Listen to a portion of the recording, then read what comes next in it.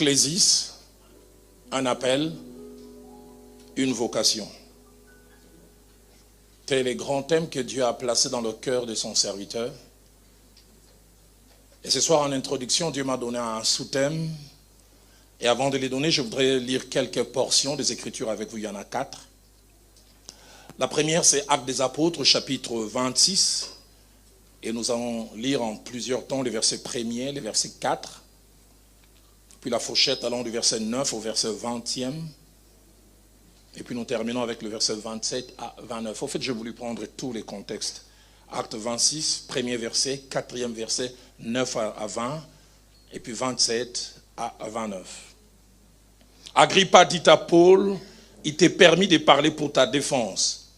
Et Paul ayant étendu la main se justifia en ces termes. Verset 9. Pour moi, je crus devoir agir vigoureusement contre les noms de Jésus. Verset 4 plutôt, pardonnez-moi d'abord. Ma vie dès le premier temps de ma jeunesse est connue de tous les Juifs, puisqu'elle s'est passée à Jérusalem au milieu de ma nation. Verset 9 à 20. Pour moi, j'avais cru devoir agir vigoureusement contre les noms de Jésus de Nazareth. C'est ce que j'ai fait à Jérusalem. J'ai jeté en prison plusieurs des saints ayant reçu ces pouvoirs des principaux sacrificateurs. Et quand on les mettait à mort, j'ai joigné mon suffrage à celui des autres. Je les ai souvent châtiés dans toutes les synagogues et je les forçais à blasphémer. Dans mes excès de fureur contre eux, je les persécutais même jusque dans les villes étrangères.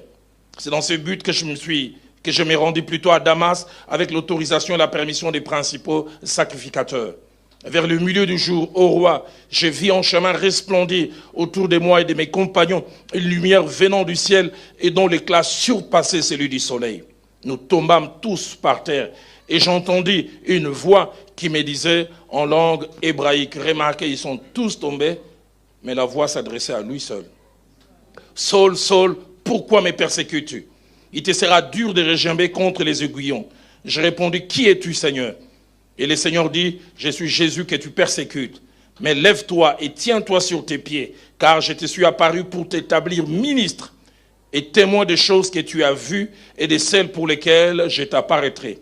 Je t'ai choisi du milieu de ce peuple et du milieu des païens vers qui je t'envoie, afin que tu leur ouvres les yeux pour qu'ils passent des ténèbres à la lumière et de la puissance de Satan à Dieu, pour qu'ils reçoivent par la foi en moi les pardons des péchés et l'héritage avec les sanctifiés. En conséquence, roi Agrippa, je n'ai point résisté à la vision céleste. À ceux de Damas d'abord, puis à Jérusalem, dans toute la Judée et chez les païens, j'ai prêché la repentance et la conversion à Dieu avec la pratique d'œuvres dignes de la repentance. Verset 27 au verset 29e.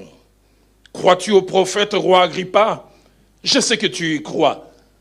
Et Agrippa dit à Paul, tu vas bientôt me persuader de devenir chrétien.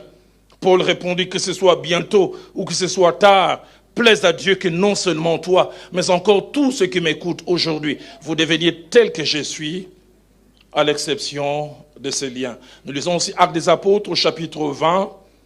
Nous lisons en deux temps, verset 18 au verset 21, et puis le verset 24. Actes des Apôtres, chapitre 20.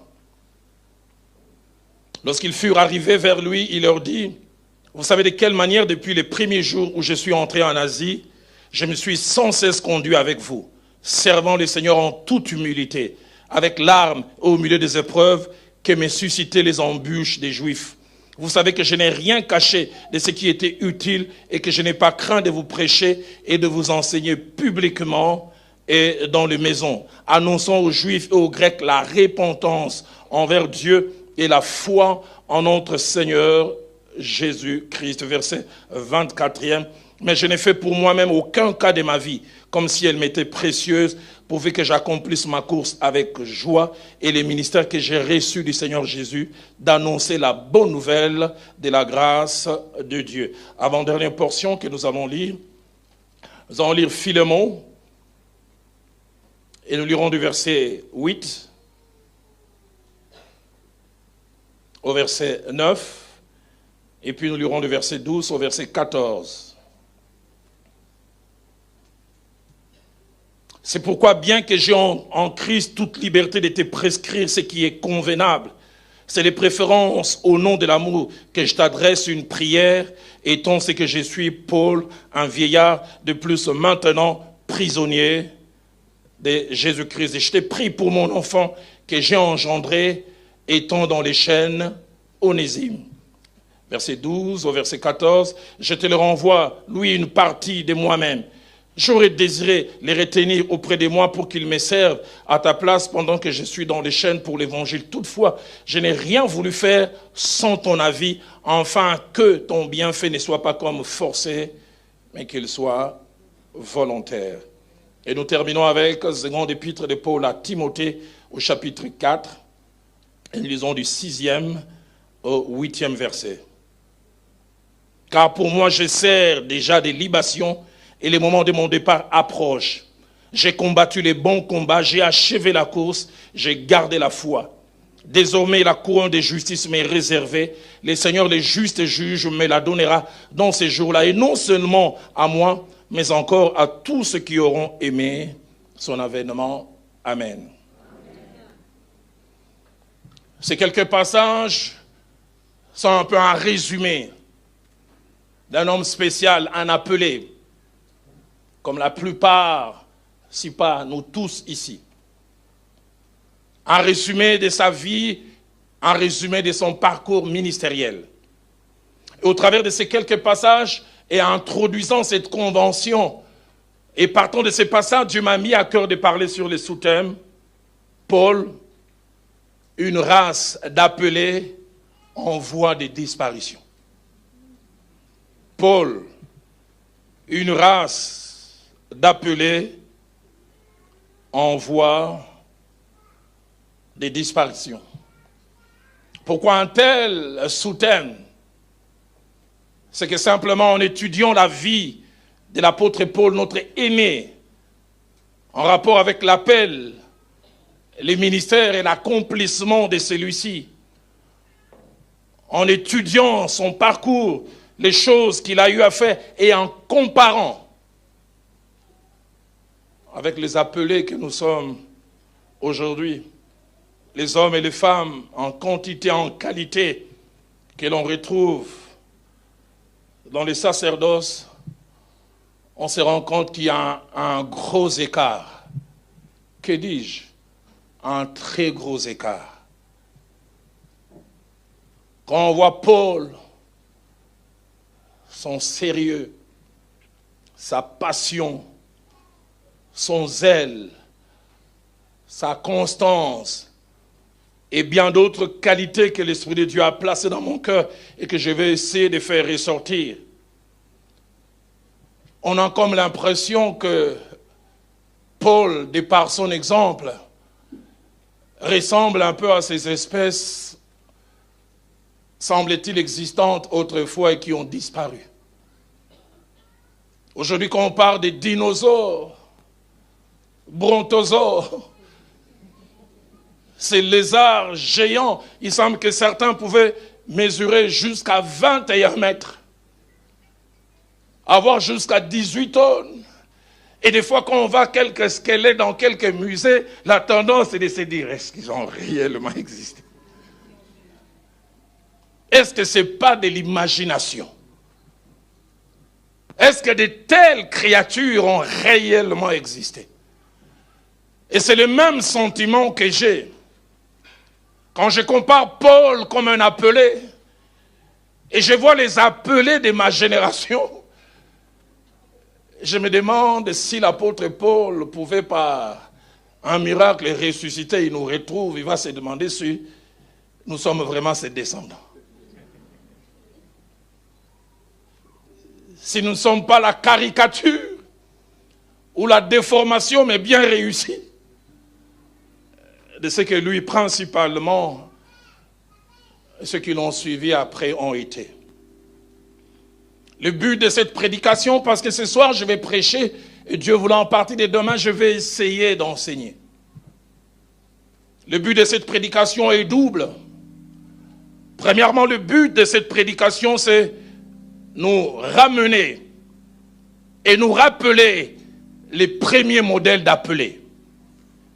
Des hommes et des femmes que Dieu a d'abord appelés au salut et plus tard qu'il a mis à part pour son œuvre et qui sont devenus co-ouvriers avec Christ, le premier modèle.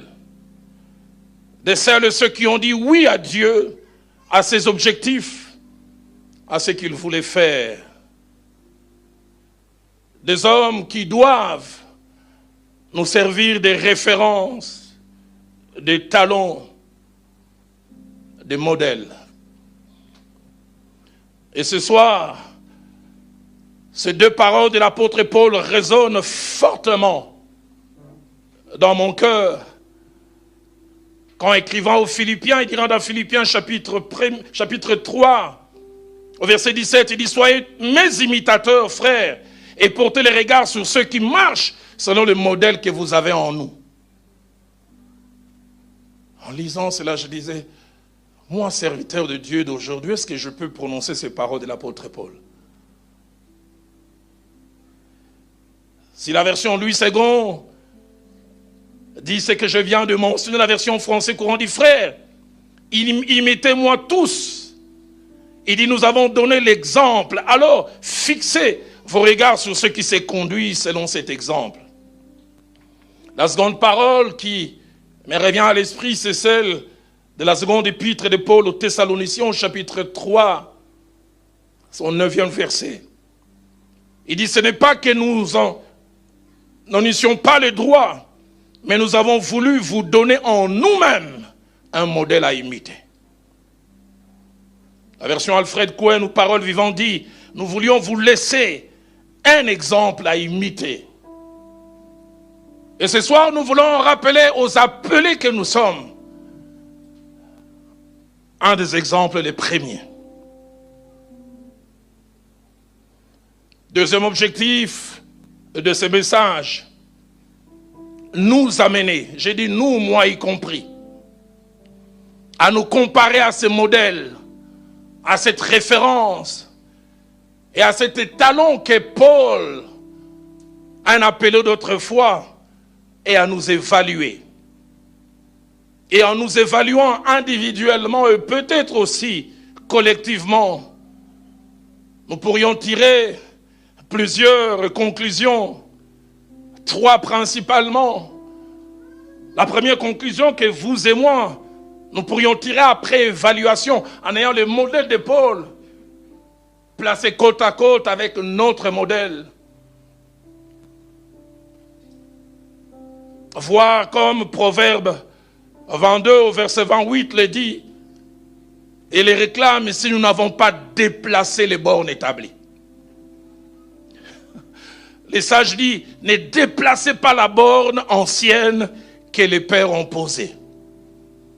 Regardez par rapport à ces modèles et vérifiez, est-ce que les bornes établies par rapport aux appelés est à sa place ou nous ne l'avons pas déplacé? Si Louis II parle de ne pas déplacer la borne ancienne, la version français courant et 2 autres versions disent ne reculez point la borne.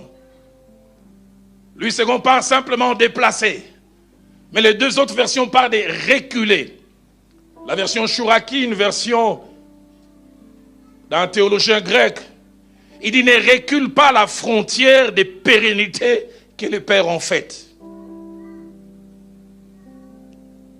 La version Bible des peuples les dit encore mieux. Elle dit laisse la borne que les pères ont posée là où elle a toujours été. Mais si toutes ces autres versions parlent de mouvement, la version King James en français, je pense qu'elle nous concerne plus. King James en français dit ne retire pas l'ancienne borne. La version King James fait parler de l'idée ailleurs on recule, on déplace. Retirer, c'est-à-dire ça n'existe même plus. Et j'ai tendance à croire que c'est un peu notre génération aujourd'hui. La deuxième réaction après évaluation c'est voir où nous sommes tombés, où nous nous sommes écartés du modèle et revenir. Écrivant à l'église d'autrefois, celle d'Éphèse dans Apocalypse chapitre 2 au verset 5, le Seigneur dira à cette église, souviens-toi donc d'où tu es tombé. Aie la mémoire, répands-toi et pratique tes premières œuvres. Sinon je viendrai à toi et j'ôterai ton chandelier de sa place à moins que tu ne te répandes. La version Alfred Cohen dit, rentre en toi-même, change d'attitude et vis de nouveau comme au commencement. Réprends ta conduite première, retourne à tes œuvres originelles. Si tu ne changes pas, j'agirai. Je viendrai et j'ôterai ton chandelier de sa place actuelle. Troisième réaction que nous pourrions avoir après cette évaluation entre les modèles que Paul représente et nous aujourd'hui, c'est voir, comme Paul l'avait constaté et encouragé, en parlant à son fils dans la foi, Timothée, dans 2 Timothée, chapitre 3 au verset 14, si nous sommes demeurés dans les choses d'autrefois, et si tel est le cas, restons-y. Paul écrivant à Timothée dit, toi, demeure dans les choses que tu as apprises et reconnues certaines, sachant de qui tu les as apprises. En étudiant la vie de l'apôtre Paul comme appelé, selon ces 4 passages que j'ai mentionnés, il y a 5 choses qui ressortent, qui font de lui cette race que je dis en voie de disparition. La première des choses, c'est que Paul est resté jusqu'au soir de sa vie ministérielle un passionné de Dieu. C'est-à-dire quelqu'un qui aimait vraiment Dieu de tout son cœur, mais surtout quelqu'un qui craignait Dieu. La scène des Actes 26, 1 à 29, qui se passe à Césarée de Philippe, vers l'an 63, disent les étudiants de la parole de Dieu, ou début 64, disent certains. C'est quasiment après 29 ans et même 30 ans de vie ministérielle. Mais on sait voir la fraîcheur dans la relation. On sait voir la passion. On sait lire entre les lignes la crainte de Dieu. Actes des Apôtres chapitre 26, verset 4, puis verset 9 à 14. Lui-même, il en parle, et il en parle avec des mots comme si c'était hier. Il relate les tournants de sa vie. Les jours où il a rencontré le Seigneur, où il allait avec de bonnes motivations, et il a rencontré sur le chemin de Damas. Il est tombé de son cheval. Je voudrais ouvrir une parenthèse pour dire une vérité. Pour toute personne qui a réellement rencontré le Seigneur, qui a connu l'expérience de la nouvelle naissance, cette personne se rappelle toujours de quand ça s'est passé, où ça s'est passé et comment. Je ne sais pas ce qu'il en est de vous. Moi, ma nouvelle naissance, je m'en souviendrai toujours comme si c'était hier. Le 5 novembre 85, j'oublie jamais, vers 8 heures, j'étais avec un ami et nous étions à la poursuite. J'espère que Viviane ne va pas suivre. D'une jeune fille du quartier que nous cherchions. Et avec cette amie, nous l'avons vue, et je suis après qu'elle était devenue chrétienne. Et c'est l'amie qui faisait la cour, moi j'étais un accompagnateur, mais comme elle avait une amie, j'ai dit alors je vais m'occuper de l'autre aussi. Et elle nous a dit, je vais à l'église. Si vous voulez que l'on parle, accompagnez-nous à l'église. Et on va parler après. On a dit, pas de problème. C'est pour cela, chaque fois que je pense à moi, vous n'avez aucune idée qui vient à l'église et pourquoi.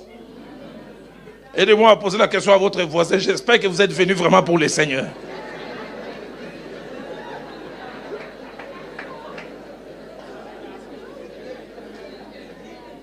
Parce que ces jours-là au culte, ce qui m'intéressait, ce n'était pas les cultes, c'était l'après-culte. Et je souhaitais même que la prédication finisse. J'avais l'impression que les prédicateurs étaient trop longs. Mais j'oublie jamais, c'était mon jour. J'ai quasiment 37 ans dans la marche avec Dieu, mais je me souviens de chaque parole de cette prédication. Les thèmes de son message étaient « Quiconque se livre au péché est esclave du péché ». Et il a commencé à marteler sur l'esclavage. Il a commencé à parler comment l'esclave n'a pas de volonté propre. Il dit un esclave, même s'il veut dormir à 2 heures du matin, son maître vient le réveiller. Il dit prépare-moi du foufou. Il n'a pas le droit de dire non. Et il a montré comment l'esclavage du péché peut être quelque chose d'avilissant. Et plus il parlait, plus j'avais l'impression qu'il n'y avait pas d'autres personnes, comme si on était à 2. Je me suis avoir dit à cette amie, mais petite, on dirait, cette jeune fille, on dirait qu'elle a parlé de mes histoires ici. Il a commencé à marteler sur l'esclavage. Et je commençais à penser à toutes ces choses.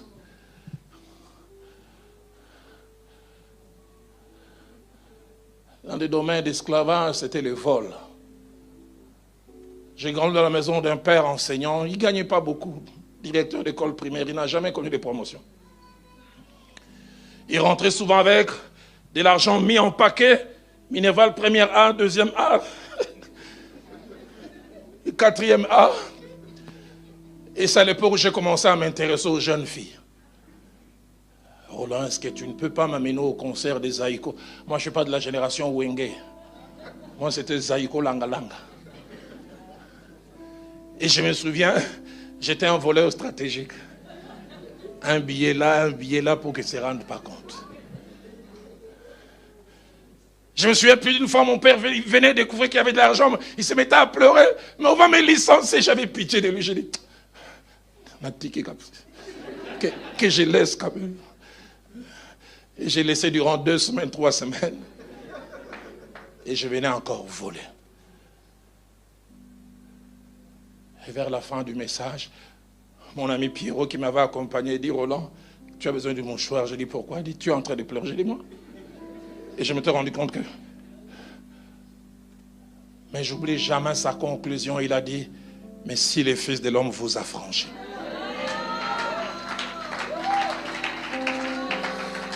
Vous serez réellement libre.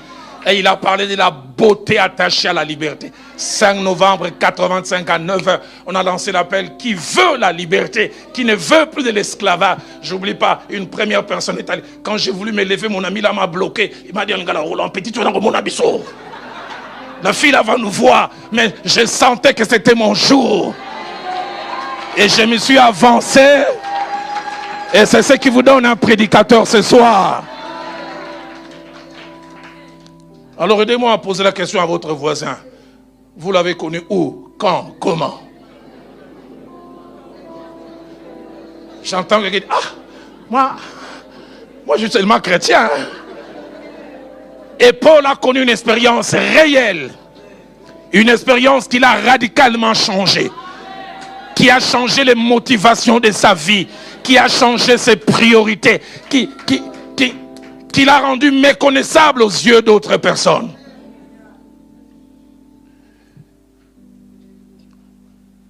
Quelqu'un disait la nouvelle naissance, c'est comme être écrasé par un train. On ne peut pas être écrasé par un train et faire un dessin aux gens.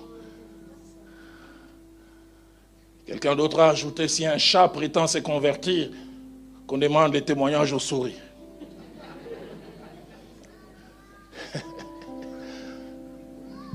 Et Paul a connu un changement radical.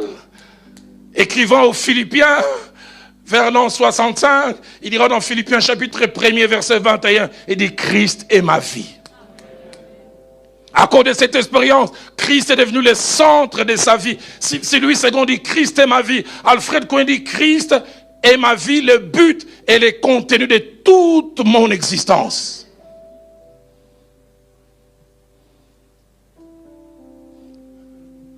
Toujours Paul parlant de cette expérience et les changements que ça a apporté dans sa vie. Il dira dans Philippiens 3, versets 7 à 8, tout ce qui était pour moi un gain, je regarde cela comme une perte. Et je regarde comme une perte toute chose. Au verset 12 à 14, il montre désormais ce qui l'intéresse, c'est la vocation céleste. Passionné de Dieu. Tellement passionné de Dieu que la crainte de Dieu a occupé tout son cœur et toute sa vie. Il a commencé à s'attacher aux choses que Dieu voulait. Homme de Dieu, appelé, femme de Dieu, appelée. Est-ce que nous avons encore la crainte de Dieu? Il y a 6 mois, j'ai reçu la femme d'un bishop. Quand elle est sortie du bureau, j'ai été interpellé. Je me suis avoir pleuré au moins durant 45 minutes. Elle a dit, pasteur, apôtre, je connais celui qui est mon mari depuis 32 ans. On s'est connus à l'époque des groupes de prière. Il dit, il était un frère en Christ. Mais on est mariés depuis 30 ans. Je n'ai jamais oublié ce qu'elle a ajouté qui me fait mal au cœur. Elle a dit, les frères en Christ que j'ai connus il y a 32 ans craignaient Dieu. Mais le bishop est un païen.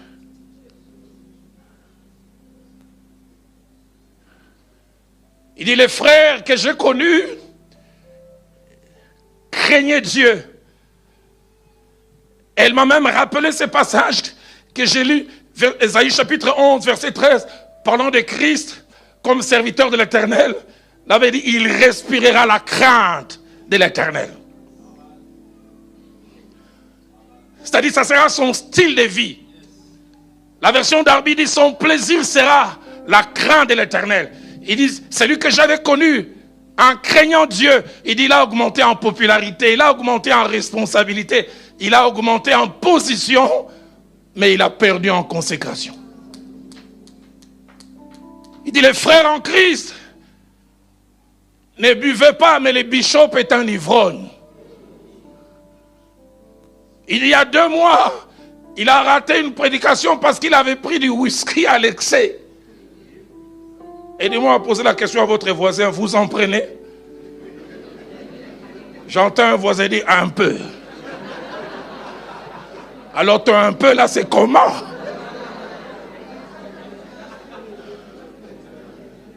On en rigole. Et dit, dans les téléphones du bishop, je trouve la pornographie.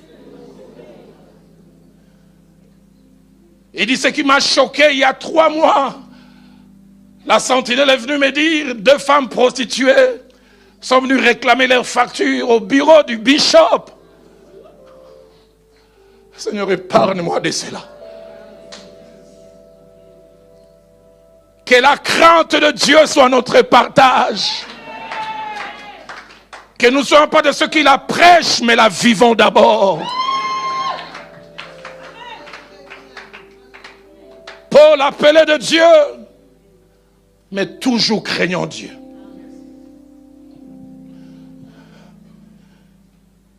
J'ai suivi ce témoignage d'un homme de Dieu, le genre d'homme de Dieu qu'on trouve à Kinshasa. Parlant à ses collaborateurs calmement, il leur dit, moi je suis sauvé de la tête à la ceinture. Mais de la ceinture jusqu'en bas, j'ai besoin de la grâce de Dieu. Vous comprenez ce qu'il voulait dire? Alors aidez-moi à poser la question à votre voisin. Vous êtes sauvé d'où jusqu'où?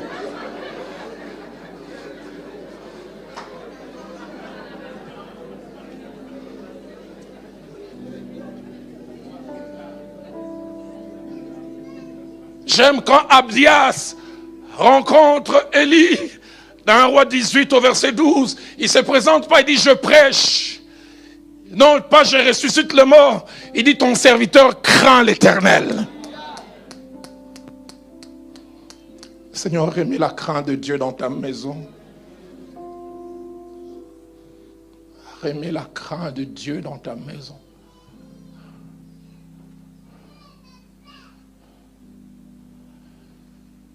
Bon, 2 Rois chapitre 4 verset 1, certes il est mort avec des dettes, mais j'aime les témoignages sortant de la bouche de sa femme.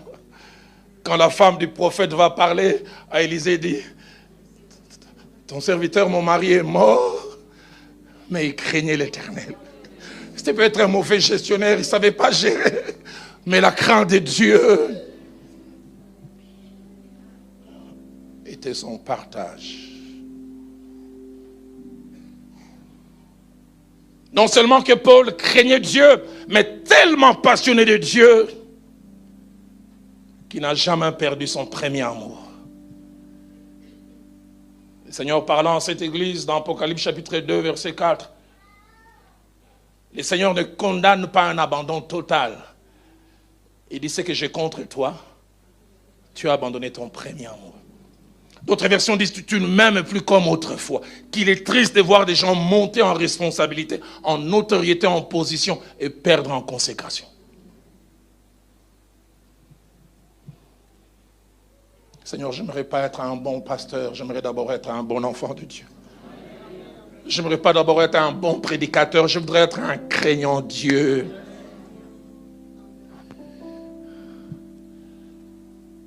Non seulement craignant Dieu, mais attaché aux Écritures. Dans 2 Timothée chapitre 4, verset 13, la scène se passe entre l'an 65, d'autres disent début 66.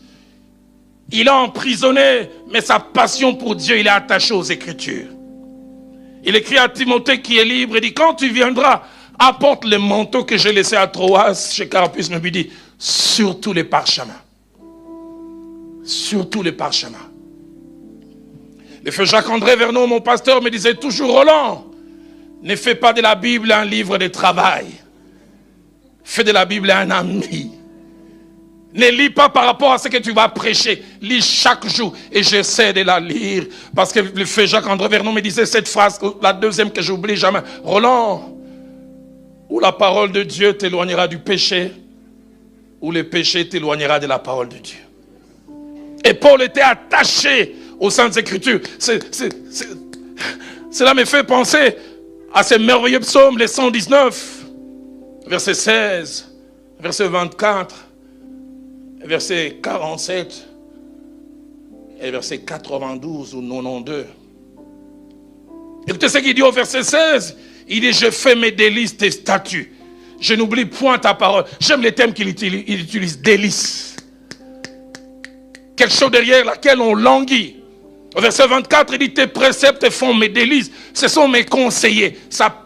Et Paul avait cette passion. Verset 47, je fais mes délices de tes commandements, je les aime. Verset 92, 92, si ta loi n'eût fait mes délices, j'aurais alors péri dans la misère. Comme je le disais, qu'il est triste d'augmenter en position, en titre, même en importance aux yeux des hommes, et de perdre l'essentiel, l'amour pour Dieu, la passion pour Dieu. Et Paul, c'était un appelé, malgré les années, passionné de Dieu. Dans Matthieu chapitre 7, verset 21 à 23, le Seigneur s'apprend à deux types de personnes apparemment appelées, apparemment actives dans l'œuvre de Dieu. Au verset 21, il dit à ces personnes, tous ceux qui me disent Seigneur, Seigneur, n'entreront pas tous dans les royaumes des cieux, mais celui-là seul qui fait la volonté de mon Père qui est dans les cieux. Après autant d'années, est-ce que nous faisons encore la volonté de Dieu? Parlant aux pharisiens, le Seigneur dira à ses apôtres, il dit, ils disent, mais ils ne font pas. Les versets 22 et 23 me choquent encore. Certains viendront, ils vont présenter leur exploit. Plusieurs diront en ce jour, Seigneur, n'avons-nous pas prophétisé par ton nom? N'avons-nous pas chassé des démons par ton nom? Et n'avons-nous pas fait beaucoup de miracles? Ils parlent de ce qu'ils ont eu à faire, leur service, leur activité, entre guillemets, en tant qu'appelés. Et ce qui est étonnant, le Seigneur ne refuse pas. Et ils vont sur le terrain du service. Au verset 23, le Seigneur vient sur le terrain de la relation. Il dit alors, je vous dirai ouvertement, retirez-vous de moi, vous qui commettez l'iniquité. Ah bon, il est possible de prophétiser en commettant l'iniquité.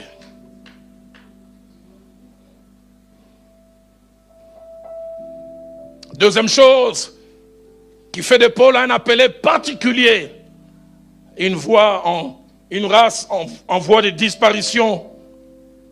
Paul est resté tout au long de sa vie et de son parcours ministériel focalisé sur l'essentiel. Focalisé sur l'essentiel. Et l'essentiel, c'était le salut des âmes. Focalisé sur le fait que des hommes et des femmes passent de la mort spirituelle à la vie. Dans Apocalypse 26, plutôt dans Actes des Apôtres 26, verset 17, jusqu'au verset 27,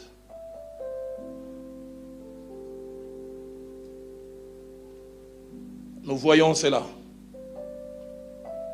Il rappelle le mandat ou la commission qu'il a reçue de Dieu.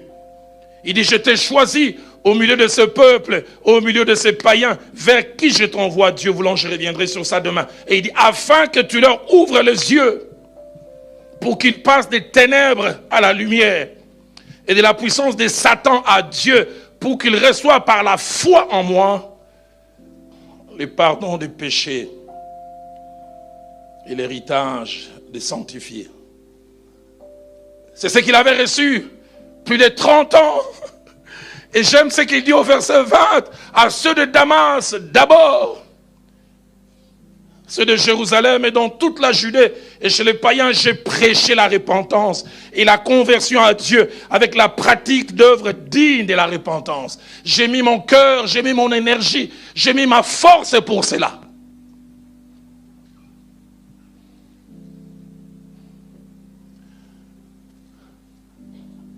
Et là où sa passion me dépasse, c'est à la fin de ce passage.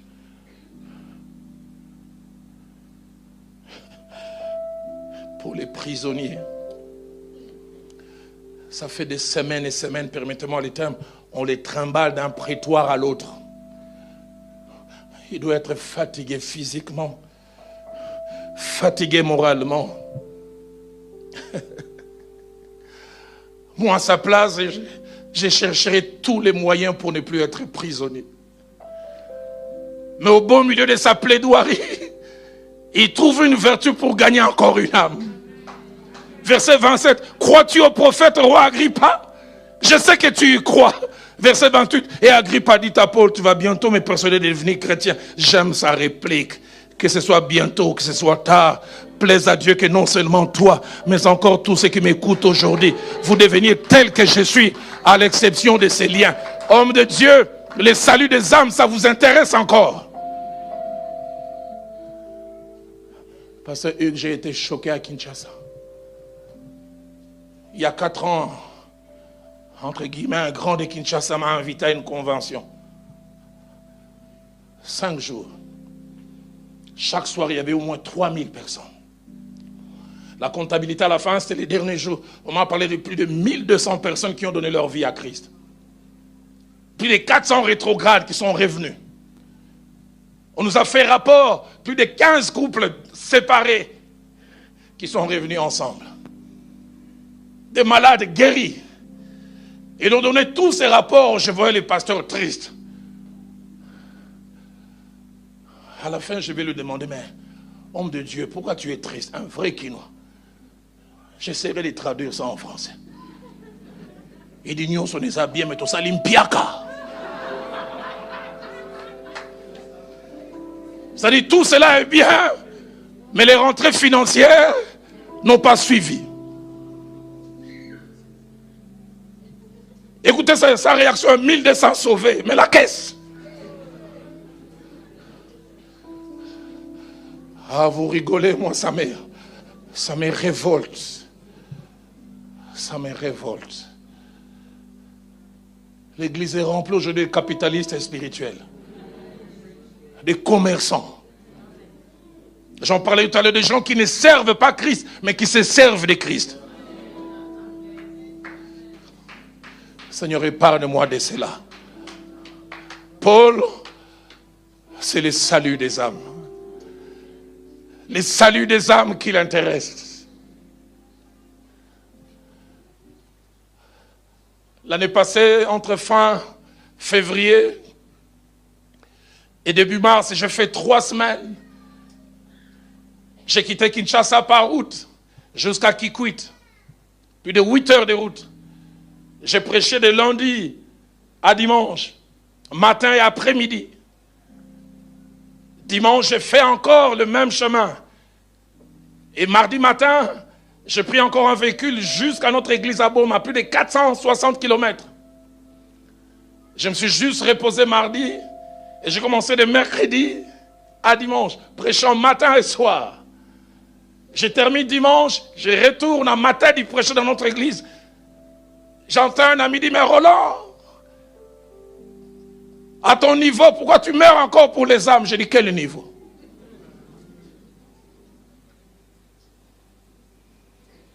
Là où il y a les âmes, je vais y aller.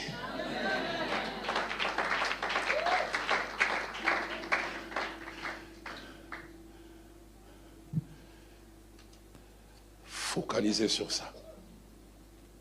Le salut des âmes. Et comme je l'ai dit, malgré son statut de prisonnier, il cherche à gagner. Agrippa, dans 1 Corinthiens 9, verset 16, il dira, si j'annonce l'évangile, ce n'est pas pour moi un sujet de gloire, car la nécessité m'est imposée. Et il dit, malheur à moi si je n'annonce pas l'évangile. La passion de Paul pour les âmes se voit encore quand il écrit à Philémon, dans Philémon 1,10, il présente l'un de ses plus brillants trophées ministériels. Il parle d'Onésime. Il dit, mon fils que j'ai gagné dans les chaînes. Il est dans les chaînes, mais encore passionné pour les âmes. Passionné pour le salut. Une race en voie de disparition. Aujourd'hui, il y a la passion pour plusieurs choses, mais sauf pour le salut des âmes. Troisième chose qui fait de l'apôtre Paul une race en voie de disparition. Paul est resté serviteur, au vrai sens du mot, et surtout au sens de sa signification grecque, doulos. Doulos, un terme utilisé dans le Nouveau Testament 118 fois, qui cache plusieurs significations. Premièrement, esclave volontaire. Quelqu'un qui volontairement se soumet. Deuxièmement, personne totalement soumise à Dieu qui est son maître. Et personne n'ayant pas de volonté propre. Troisièmement, doulos veut dire personne morte en elle-même et qui laisse Christ vivre. Mais quatrièmement, doulos va dans le sens de la personne qui non seulement est morte en elle-même, mais personne qui fait de la volonté de Dieu sa joie. Cela me rappelle les paroles de Christ dans Jean chapitre 4, verset 34, alors qu'il est là, s'épouiller, ses disciples sont allés chercher de la nourriture pour lui. Il est trouvé fatigué, mais il les trouve encore plein d'énergie. Ils sont étonnés. Ils disent, qui t'a apporté la nourriture? J'aime sa réponse, dit, ma nourriture, c'est de faire la volonté de celui qui m'a envoyé. Une autre version dit, ce qui me nourrit, ce qui me donne la force, c'est pourquoi je vis, c'est faire la volonté de celui qui m'a envoyé. Ça c'est Paul. Mais dans Romains chapitre 16 au verset 18, l'apôtre Paul, déjà à son époque, il parlait d'un groupe de gens qui représentent ce que la plupart d'entre nous sommes. Il parle des hommes qui ne servent point notre Christ, notre Seigneur, mais qui servent leur propre ventre. Dans Philippiens 2, verset 21, il parle de ceux qui cherchent leurs propres intérêts et non ceux de Jésus. Philippiens 3, 19, Paul parle d'un groupe de gens remplissant 3 critères. Premier, il dit, ils ont pour Dieu leur ventre.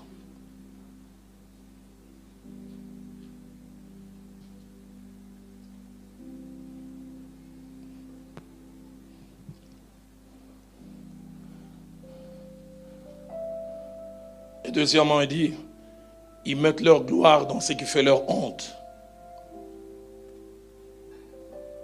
Et troisièmement, il dit, ils ne pensent qu'aux choses de la terre.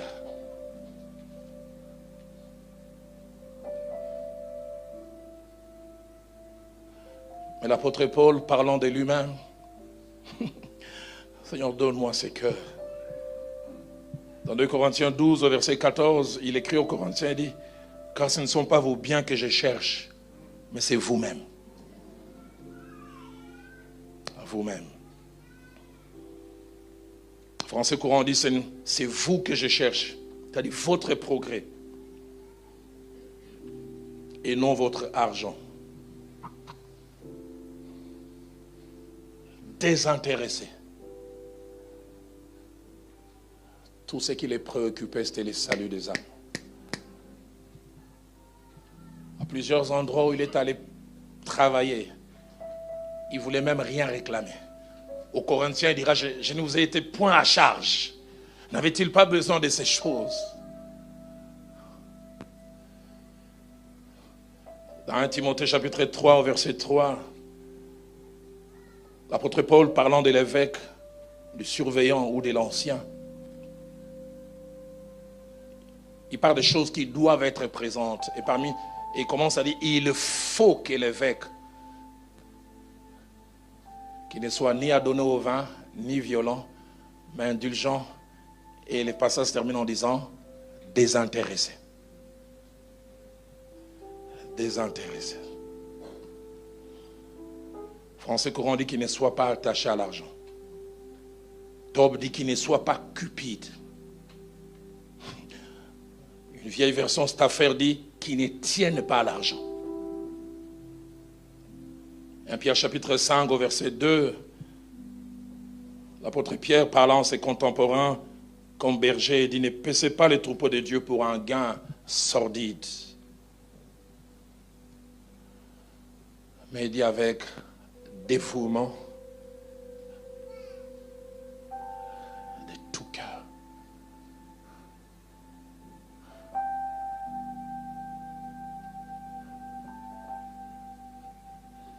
Que des hommes de Dieu, on l'invite quelque part. Combien vous allez me payer?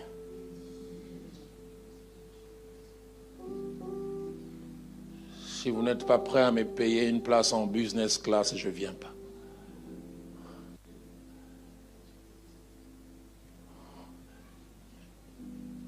Il faut hôtel 5 étoiles.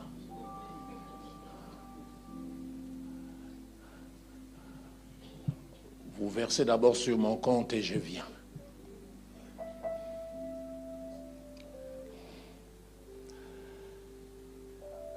Quelques années que j'ai dans le ministère, et avec l'exemple de l'homme auprès de qui pasteur Hugues et plusieurs ici et moi ont appris le ministère, l'argent n'a jamais été une priorité.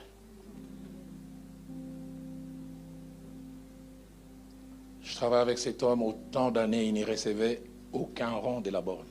Aucun. Ses relations avec l'argent m'ont interpellé, challengé, défié. Il arrivait que l'argent qu'il recevait des États-Unis connaissait en retard et moi j'étais son assistant, c'est moi qui signais les bons. Et il venait d'Allo, est-ce que l'église peut me prêter $1000 et dès que l'argent arrive, je dis pourquoi on te prête? Il dit oui. Parce que je reçois de l'autre côté. Et à peine il recevait, le lendemain il venait d'Allo. J'ai refusé, il dit j'avais dit un prêt.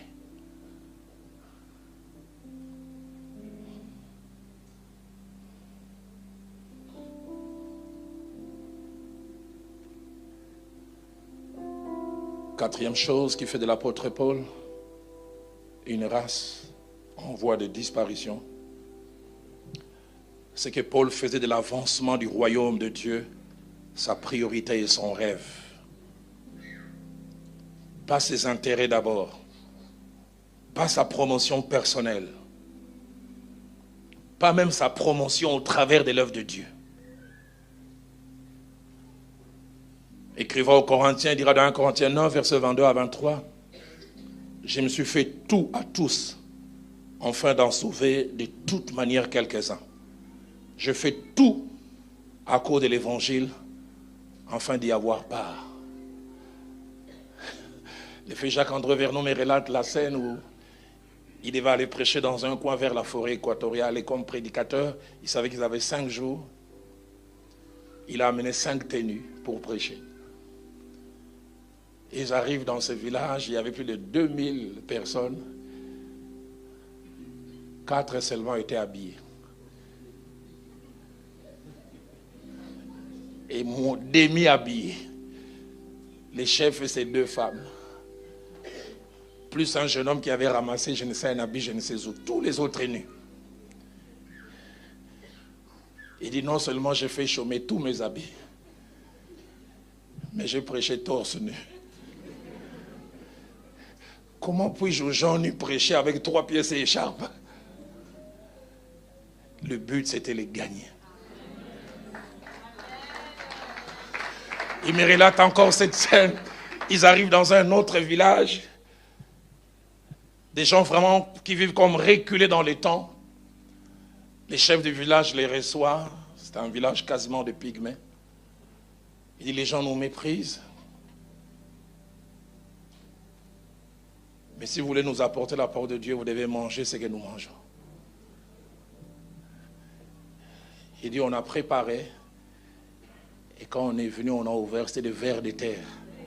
Oui, vous voyez comment le visage a changé. J'entends quelqu'un du berk. Il a dit, j'ai dit seulement, Seigneur, aide-moi à manger. Et si jamais je vais vomir, que ça ne soit pas ici. Et la meilleure, il me dit, Dalo, le premier j'ai mangé en hésitant, mais puis après c'était quand même bon.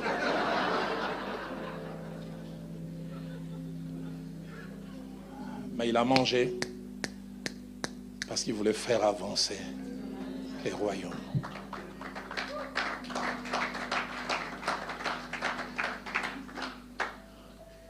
Qu'est-ce que nous sommes prêts à faire pour les royaumes? Nous avons une génération d'hommes exigeants.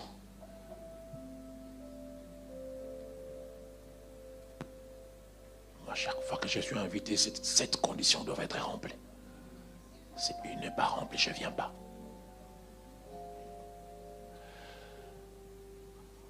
Acte 16, 9 à 10, Paul était prêt à tout changer quand il a entendu les cris du Macédonien. Viens et secours-nous. Viens et secours-nous. On peut dire ce que l'on peut dire des missionnaires, de l'évangélisation. C'est vrai, il y a eu beaucoup de mélanges. Mais j'ai beaucoup de respect pour ces gens.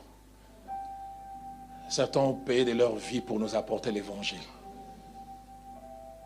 Piqués par des moustiques, ils ont fait la malaria. J'ai lu l'histoire de l'église, plusieurs sont morts. Qu'est-ce qu'ils avaient à gagner?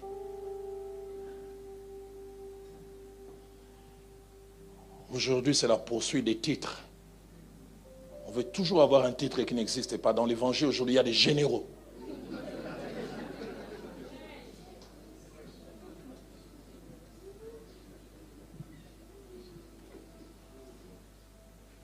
On court vers la renommée.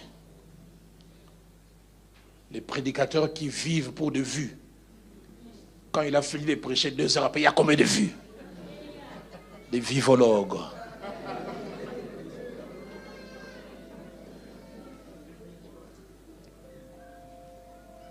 Mais l'apôtre Paul, ce qui les préoccupait, c'était l'avancement du royaume.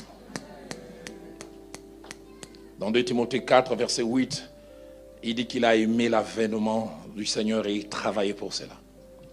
Dernière chose, et je vais finir par là avant que nous puissions prier. 5e chose qui fait de l'apôtre Paul un appelé faisant partie d'une voie en voie de disparition.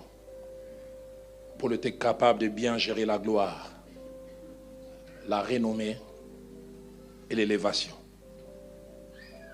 Le frère Jacques-André Vernon me disait, c'est qu'un homme ou une femme de Dieu est réellement, ne se voit pas lorsque Dieu l'appelle ou lorsqu'il ou elle commence les ministères. Ça se voit lorsque Dieu commence à l'utiliser, à l'élever, à changer les regards des gens à son sujet. Pasteur Hugues, il y a des choses qui m'étonnent. Serge m'a connu. Il y a 20 ans en arrière, j'étais monsieur quiconque. J'arrive pas à expliquer des choses qui se passent. Je demande qu'est-ce qui s'est passé. Je n'ai pas prêché à l'université de Kinshasa il y a 12 ans. 6000 étudiants réunis. J'ai fini de prêcher, tout le monde voulait me toucher. Je vais monter dans le véhicule, un jeune homme, il empoigne les autres. Et puis il me voit, il est en train de crier, Roland Dallot, Roland Dallot. Enfin, je t'ai vu.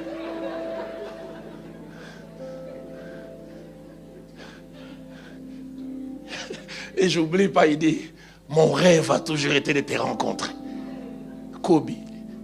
Mais voir, ça devient un rêve. Et ça ne s'arrête pas là. Il dit, est-ce que je peux te saluer? Je dis, pourquoi pas? Et puis il me salue. Il dit à ses amis à l'Ingla, on a 3 jours, on a ma côté. On appelle c'est Roland Dallot Mbote. Je vais faire 3 jours, je ne vais pas me laver les mains. J'ai salué Roland Dallot.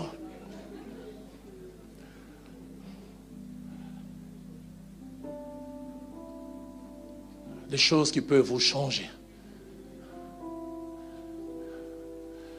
J'ai entendu un aîné à Kinshasa. Dieu lui a donné une méga église. Écoutez ce qu'il disait.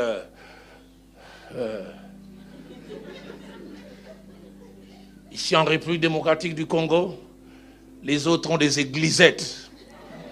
Nous, on a une église. Oh!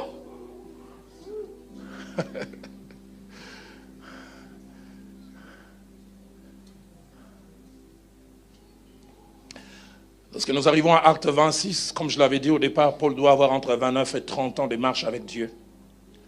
Mais on voit en lui 3 choses, et je termine avec ces 3 choses.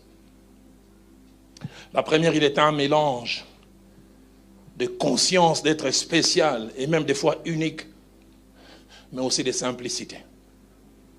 Je n'arrive pas à expliquer comment ces choses pouvaient cohabiter en lui. D'un côté, c'est comparant à d'autres. Il fait dire dans 1 Corinthiens 15, verset 10, j'ai travaillé plus que eux tous, conscient d'avoir été plus productif. Et puis il s'arrête et dit, non pas toutefois moi, mais la grâce de Dieu en moi. Conscient qu'il a eu des résultats, mais conscient aussi de la vraie source.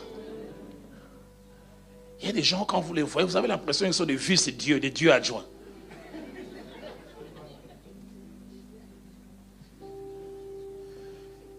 L'apôtre Paul pouvait d'un côté, parlant de lui-même, dire dans Ephésiens chapitre 3, verset 4, il leur écrit, dit, en lisant ces écrits, vous pouvez vous représenter l'intelligence que j'ai du mystère de Christ. Conscience qu'en termes de révélation, il avait plus. Mais il pouvait aussi dire dans 1 Corinthiens 13, au verset 12, je connais en partie. La première fois que j'ai entendu Paul dire je connais en partie, j'ai dit, si Paul dit qu'il connaît en partie, alors moi je suis un analphabète spirituel.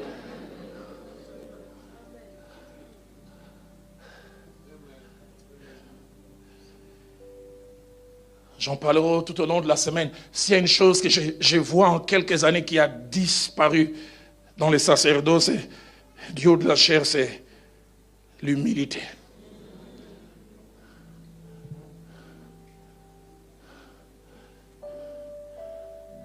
La simplicité. D'un côté, l'apôtre Paul pouvait parler aux Corinthiens, dire de lui-même qu'il était... Il se cache un peu, il dit, je connais un homme, je sais si c'est né dans sa chair, si c'est né dans son esprit, qui est monté jusqu'au 3e ciel. Et il dit, qui a entendu des choses ineffables, qui n'est pas permis à quelqu'un d'entendre. 2 Corinthiens 12, versets 1 à 4. Et malgré cela, on pouvait voir aussi l'humilité. Quand il écrit Philémon, chapitre 1er, verset 22, il dit, j'espère vous être rendus grâce à vos prières. Il a des révélations, mais il croit encore à la prière des autres.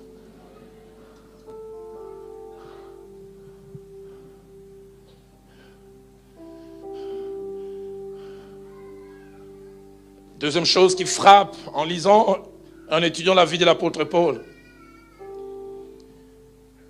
Il était capable de toujours rester à sa place en donnant toujours gloire à Dieu. Dans Actes des Apôtres, chapitre 14, versets 11 à 15, il vient d'accomplir un miracle. Un homme vient d'être touché. Et les gens veulent offrir, il dit, de Dieu sous forme humaine, sont descendus au milieu de nous. On les déifie. Mais écoutez sa réaction. Homme, nous sommes des hommes de la même nature que vous. Les gens les déifient, lui s'humanise encore. J'étais un jour dans une église, une femme sûrement qui avait appris un peu l'humilité, était en train de témoigner sur ce que Dieu avait fait. Elle avait connu 8 ans de vie de couple sans enfants. Et c'est sûr, peut-être elle voulait pas citer les noms de l'homme de Dieu. Il dit, un homme nous a accompagnés, cet homme a prié, et finalement nous avons eu un enfant. Et le pasteur était là, il dit, cet homme manque de nom.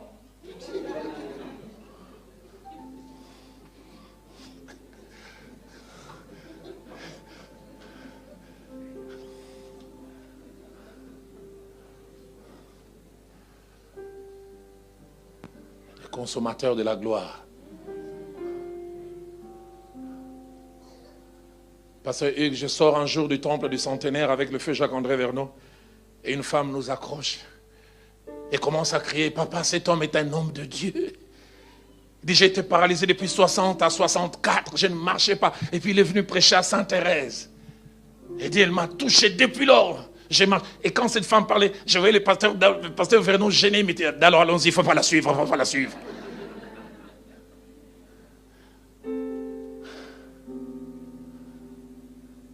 Et ce qui m'énerve quand j'entends des gens dire « Dieu fait beaucoup de choses par moi, votre humble serviteur ».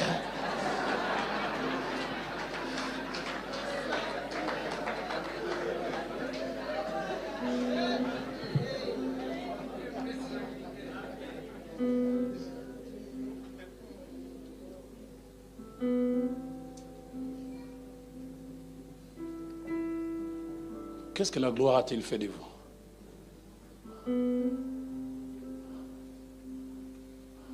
Dernière des choses, et je conclue avant d'inviter notre groupe d'adoration avec la permission du pasteur Hugues.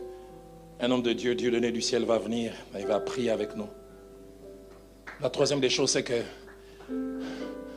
et ça me touche, Paul a su rester poli, bienséant, respectueux, et ne profitant pas de sa position, de son poids de leader spirituel pour avoir des passe-droits.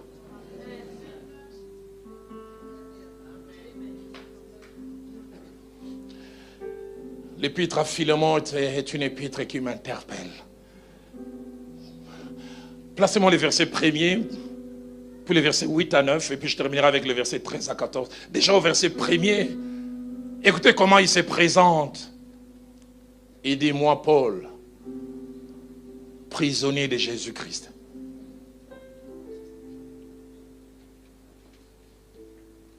J'étais dans une église, un homme de Dieu, le président, nous allons inviter notre pasteur, il dit, et révérend, tu as laissé pour qui? Il fallait dire révérend, pasteur. Pour le dire prisonnier.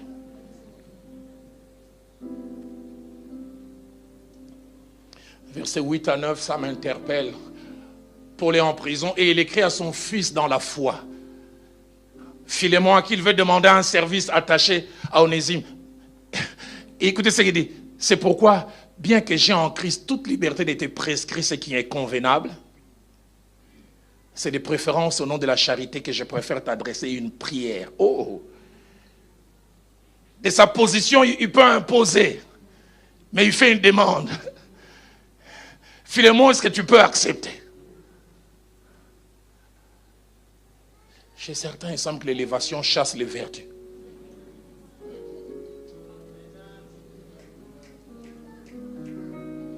Je suis ministre de Dieu. Versets 13 à 14. Il dit, j'aurais désiré les retenir auprès de moi pour qu'ils m'aient servi à ta place, pendant que je suis dans les chaînes pour l'évangile. Ouf.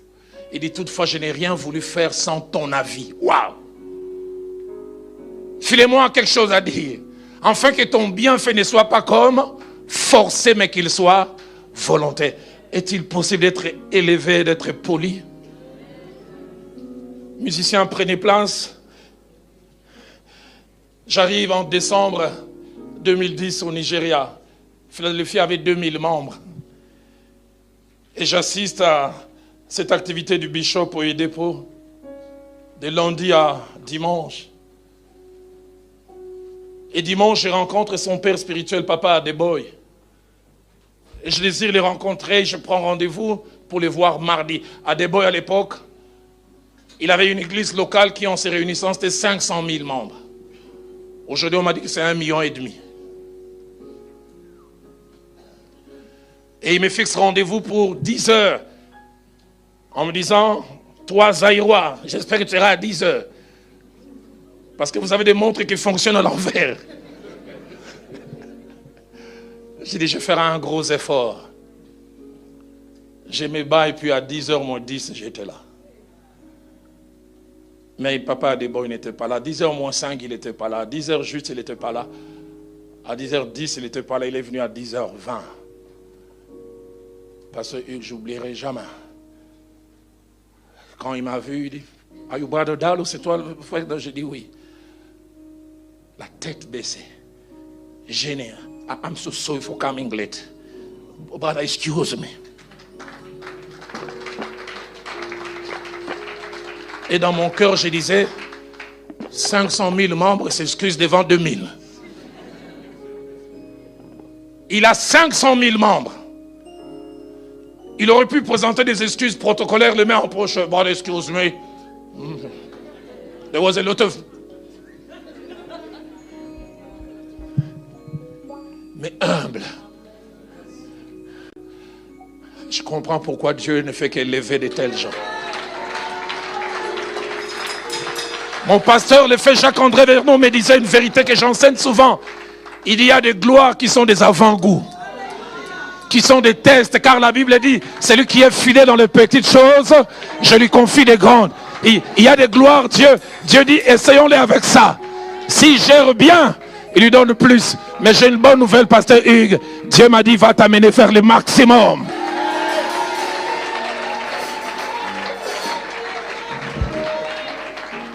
Ce soir, je ne sais pas comment vous et moi nous allons prier. Je dis simplement, nous allons présenter Paul, les talents, les modèles. Mais qui semble être comme un dinosaure, un brontosaure, un animal qui a disparu. Les 5 modèles que je mentionne, les 5 vertus, est-ce que nous les avons? Est-ce que nous les avons encore? La crainte de Dieu. La crainte de Dieu. La vraie passion pour Dieu. Seigneur, je n'aimerais pas monter en responsabilité, perdre en consécration.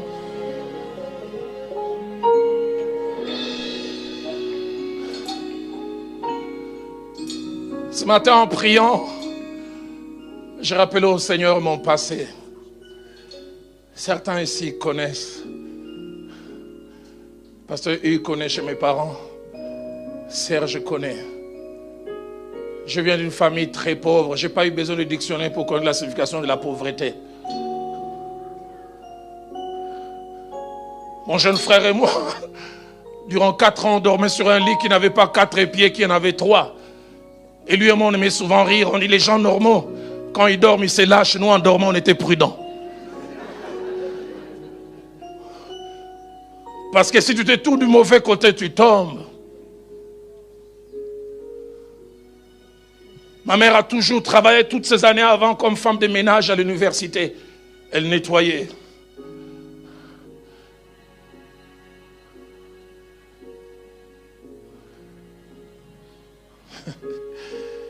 84, 85, 86. Elle attendait que les étudiants aient laissé la nourriture à manger. À l'époque, on leur servait du poisson chinchard. Et il y en avait tellement de gros que tous laissaient des têtes. Et maman ramassait ses têtes, on attendait ses têtes comme si c'était le retour de Jésus. C'est quand il revenait avec que l'on mangeait. Dès qu'on voyait, il avait un gros sac, on se mettait à crier. Si je suis allé à l'école 100 fois, 99 fois, je suis allé à pied. Les grandes vacances n'ont jamais existé pour moi. Avec mon jeune frère, on faisait les domestiques à Gombe, juillet, août, pour avoir l'argent du Minerval. Si vous allez demander au mur du collège Bobo à Kinshasa, ils vous diront, je les ai peints au moins 10 fois pour avoir de quoi payer les Minerval. Quand j'ai commencé l'université, chaque mercredi, j'allais repasser chez un boss au centre-ville à Kinshasa pour avoir l'argent du Sulabus. J'avais l'impression que j'étais né du mauvais côté de la vie. Moi, c'est l'évangile qui m'a habillé. Moi, c'est l'évangile qui m'a nourri. C'est l'évangile qui m'a donné un nom. C'est l'évangile qui m'a fait asseoir avec des gens dont je ne pensais jamais être à côté. Mais ce matin, quand j'ai prié, je disais, Seigneur, il m'arrive aujourd'hui de me réveiller, je vois ces 4 véhicules ou ces 3 véhicules qui attendent. Je ne me pose plus de questions par rapport aux fins de moi.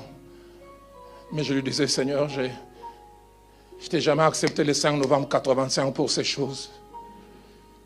Je t'ai accepté pour toi et pour le ciel.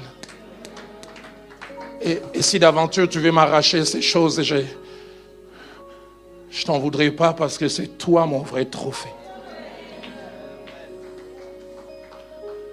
Je lui disais, c'est toi, c'est toi, c'est toi, c'est toi ma vraie richesse. Je ne sais pas quelle position toi et moi nous allons prendre durant ces 5-10 minutes. Mais j'ai à cœur qu'on réagisse à ce message. Paul, une race d'appelés en voie de disparition. Peut-être vous l'êtes. Alors priez Dieu qui vous aide à les rester. Peut-être que sur les choses qui ont été mentionnées, vous en avez 2, 3, vous avez perdu. Dites Seigneur, aide-moi. Peut-être que vous n'avez aucune. Alors que ces cantiques nous accompagnent durant ces quelques minutes, nous allons prendre la position qui nous semble la meilleure. J'aimerais être un vrai appelé de la race de Paul, qui sait gérer la gloire, qui sait gérer l'élévation, qui fait de l'avancement du royaume des cieux sa priorité, qui reste un serviteur au sens de doulos, qui ne veut pas se servir de l'évangile, mais qui veut servir. J'aimerais rester un craignant Dieu.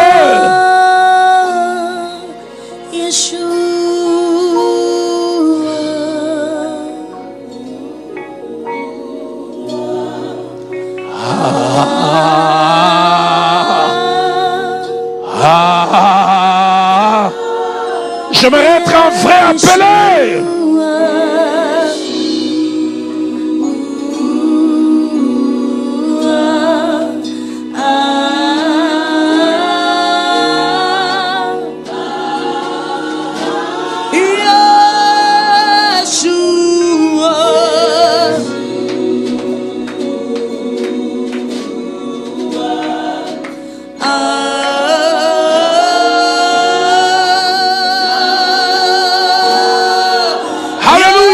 Est-ce qu'on peut le dire encore? Yeshua, Yeshua,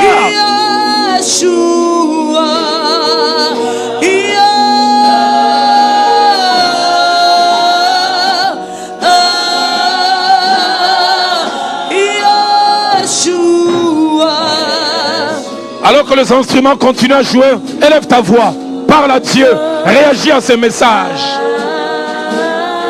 Réagis à ces messages. Alléluia.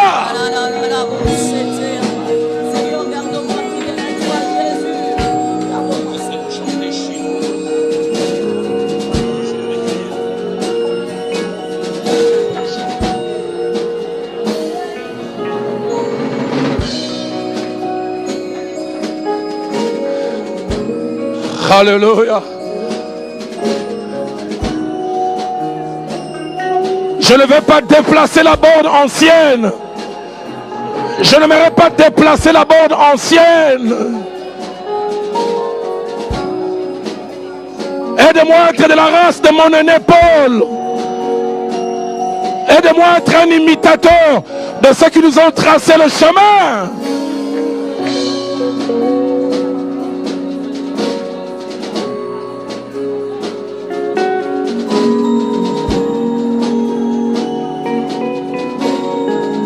Que ce cantique qui va monter soit comme une prière. Une prière pour toi, une prière pour moi. Alors que l'homme de Dieu, Dieu donné, Boukassa, Dieu donné du ciel, s'avance.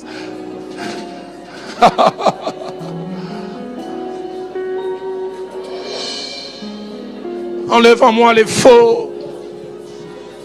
Enlève en moi les faux. Répands en moi ta vie. Répands en moi ta vie.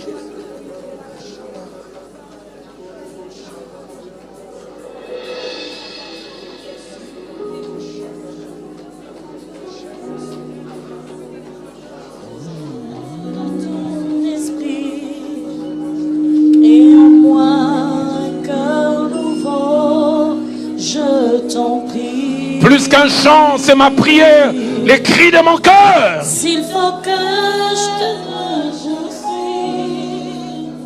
pour me dire où je sais, parce que rien ne peut troubler mon cœur en paix. Alléluia. S'il faut que je te dise un mot, Au-delà de tous les mots, au-delà de tous mes mots, je te dirai, oh je t'aime. c'est toi que je veux aimer, parce que tu me donnes au travers du ministère. Toi d'abord. Shiloh, inscris ton nom dans mon Inscris ton nom dans mon esprit. Sinon, je ne saurais pas vivre en moi ta vie. Shiloh, Shiloh. Shiloh, ta gloire éclaire tout mon être. Au nom de ton amour, je vis. Oh, Shiloh, Shiloh, inscris ton nom dans mon esprit. Alléluia. Sinon, je ne saurais pas vivre en moi ta vie. Alléluia. Shiloh, ta gloire éclaire tout mon être. Au nom de ton amour, je vis.